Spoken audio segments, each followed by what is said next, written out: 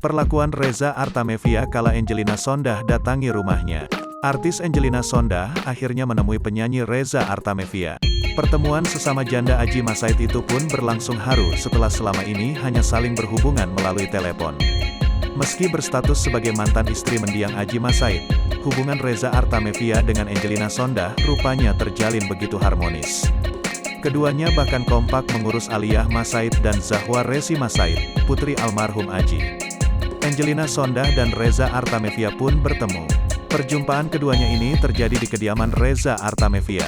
Tampak dalam video yang dibagikan tiba saja Angelina Sondakh muncul di kediaman Reza untuk memberikan kejutan.